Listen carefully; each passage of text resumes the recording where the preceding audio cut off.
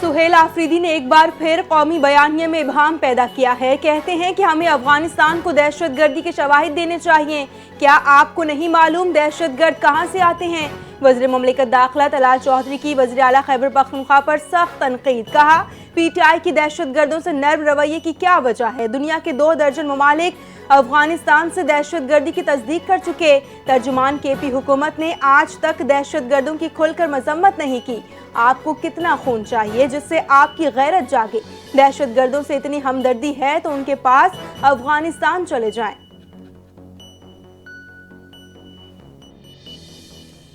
एक फसाद ग्रोह अनारकी फैलाने के लिए हमेशा कोशा रहता है। कल वज़ीर आला खैबर पख्तूनख्वा ने सिंध का दौरा किया, लेकिन सुहेल आफरीदी के कारकुनान ने मीडिया की गाड़ियों पर पथराव करके साबित किया कि ये दहशतगर्दी और फसाद फैलाने से हट नहीं सकते। सूबाई वज़ीर इत्तलात पंजाब अज़मा बुखारी की प्रेस कॉन्फ्रेंस। कहा, PTI के लोग आज तक कहते हैं 9 मई फॉल्स फ्लैग था। उन्होंने 13 साल में फॉरेंसिक लैब क्यों नहीं बनाई? आलमी इदारे पंजाब हुकूमत के इक़दामात के मुतारिफ है। वज़ीर आला मरियम नवाज़ की काविशों को बैनुल अक़वामी सतह पर सराहा जा रहा है।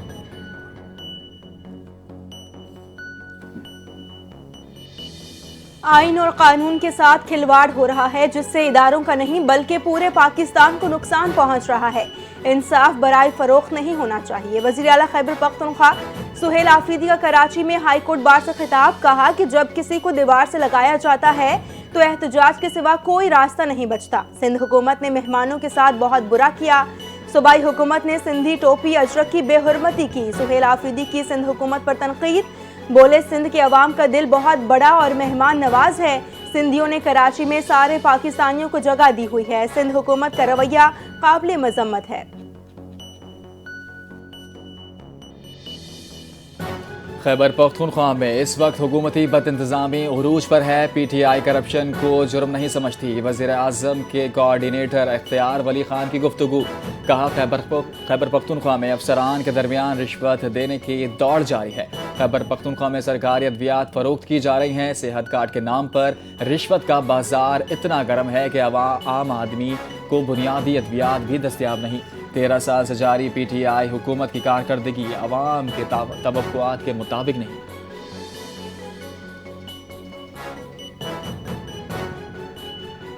कौमी पैगाम अमन कमेटी का दूसरा इजलास जल्द होने जा रहा है। कमेटी कल पेशावर का दौरा भी करेगी। मुल्क में कायम अमन कमेटी के लिए उलमा ने हमेशा अहम किरदार अदा किया। वफाकी वज़ीर इत्तलात अता तारड़ का कौमी पैगाम अमन की कमेटी से कॉन्फ्रेंस से खिताब। कहा, दहशतगर्दी का कोई मजहब नहीं होता। वज़ीर आज़म और आर्मी चीफ की क़यादत में दहशतगर्दी के मुकम्मल खात्मे के लिए इक़दामात जारी हैं।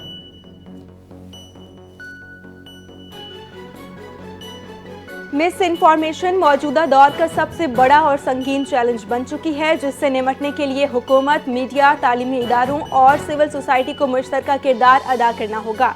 वफाकी वज़ीर इत्तलात अता तारड़ की IBA कराची के ज़ेरे एहतमाम डायलॉग से खिताब। कहा कि मसनूई ज़हानत के फ़रोग के बाद गलत मालूमात का मुकाबला मज़ीद मुश्किल हो गया है। हुकूमत तन्हा गलत मालूमात के खिलाफ मुअस्सर कार्रवाई नहीं कर सकती। इस ज़मन में मीडिया इंडस्ट्री पर भारी जिम्मेदारी आयद होती है। मीडिया हाउसेस को आगे आकर अपना फ़आल किरदार अदा करना होगा।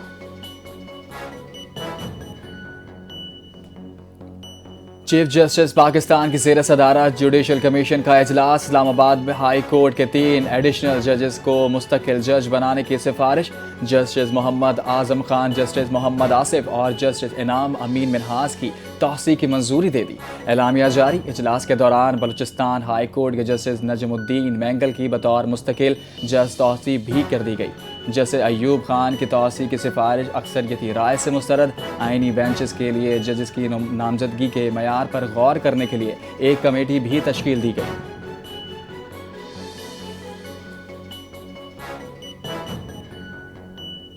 सदर मुमलिकत आसिफ अली जरदारी ने इस्लामाबाद लोकल गवर्नमेंट ऑर्डिनेंस पर दस्तखत कर दिए। ऑर्डिनेंस बाकायदा नाफिजुल अमल। ऑर्डिनेंस के तहत कौमी असम्बली के 3 हलकों की सतह पर 3 टाउन कॉरपोरेशंस कायम होंगी, जिनमें यूनियन काउंसिल की तादाद वफाकी हुकूमत तय करेगी। हर टाउन कॉरपोरेशन में 1 मेयर और 2 डिप्टी मेयर होंगे। हर यूनियन काउंसिल में 3 जनरल काउंसिल्स और 4 मखसूस नशिस्तें शामिल होंगी। टाउन कॉरपोरेशंस की मुद्दत 4 साल मुकर्रर। صدر مملکت آصف علی زرداری 13 سے 16 جنوری تک بحرین کا سرکاری دورہ کریں گے۔ صدر مملکت اعلیٰ سطحی وفد کے ہمراہ بحرین روانہ ہوں گے۔ دفتر خارجہ کے مطابق دورے کے دوران پاکستان اور بحرین کے درمیان سیاسی، معاشی اور سفارتی تعاون کے فروغ پر تفصیلی بات چیت ہوگی۔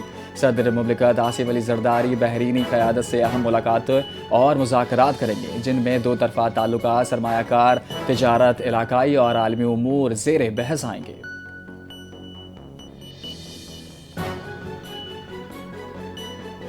وفاقی آئینی عدالت وفاقی شرعی عدالت کی عمارت میں منتقل۔ چیف جسٹس وفاقی آئینی عدالت امین الدین خان نے دیگر ججز کے ہمراہ نئی عمارت کا افتتاح کر دیا۔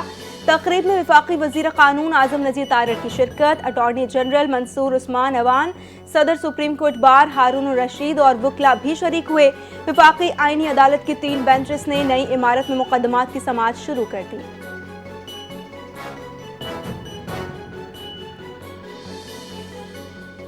وفاقی وزیر بحری امور محمد جنید انور چودھری کی زیر صدارت پورٹ قاسم پر اہم اجلاس منعقد۔ کلائمیٹ ریزیلنٹ انڈسٹریل کمپلیکس کے طویل المدتی منصوبے کا اعلان۔ پورٹ قاسم کو عالمی اور صنعتی اور لاجسٹک مرکز بنانے کا عزم۔ پورٹ قاسم کا ترقیاتی منصوبہ 14,000 ایکڑ سے زائد رقبے پر محیط انڈسٹریل کمپلیکس کو مشرقی، شمالی مغرب اور جنوبی مغرب زونز میں تقسیم۔ جنید انور چودھری نے کہا، پورٹ قاسم روزگار، سرمایہ کاری اور پائیدار ترقیاتی کا مرکز بنے گا۔ پورٹ قاسم صرف بندرگاہ نہیں بلکہ متحرک صنعتی ایکو سسٹم ہے۔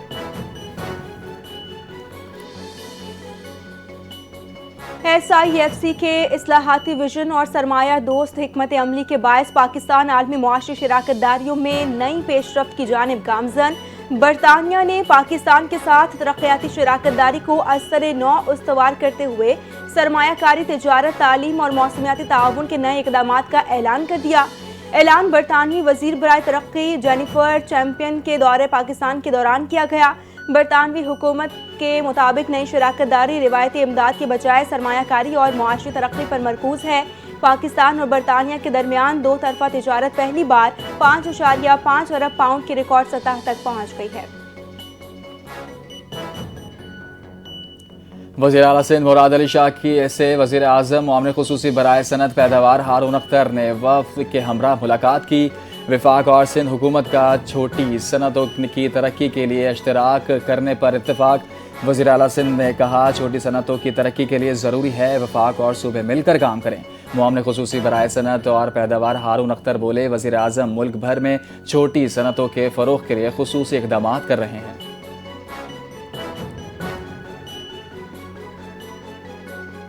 حکومت پاکستان ملک کی قدیم تہذیبی شناخت کو آئندہ نسلوں کے لیے محفوظ بنانے کے لیے کوشاں۔ پاکستان کی ان کوششوں کا اعتراف بیرونی ذرائع ابلاغ نے بھی کر لیا۔ عرب نیوز کے مطابق اسلام آباد میوزیم میں قائم جدید ڈیجیٹل گندارا گیلری میں تاریخ شیشے کے پیچھے محض نمائش نہیں بلکہ حقیقت کا روپ دھار کر زندہ ہو گئی۔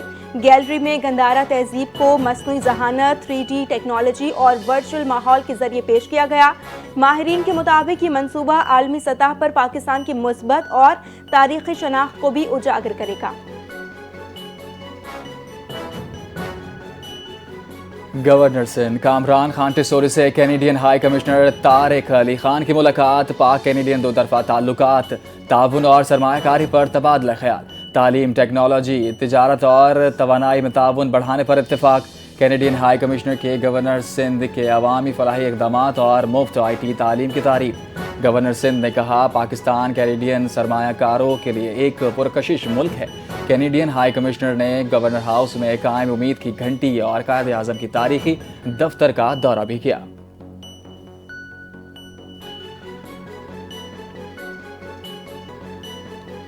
پنجاب بھر میں سردی کی شدید لہر برقرار، مختلف شہروں میں دھند نے معمولات زندگی بری طرح متاثر کر دیے۔ بھکر میں درجہ حرارت 2 ڈگری سینٹی گریڈ تک گر گیا۔ خون جما دینے والی سردی نے لوگوں کو گھروں تک محدود کر دیا۔ موٹر وے پولیس نے ڈرائیورز کو فوگ لائٹس کے استعمال اور غیر ضروری سفر سے اجتناب کی ہدایت جاری کر دی۔ محکمہ موسمیات کے مطابق آئندہ چند روز تک سردی اور دھند کی شدت برقرار رہنے کا امکان ہے۔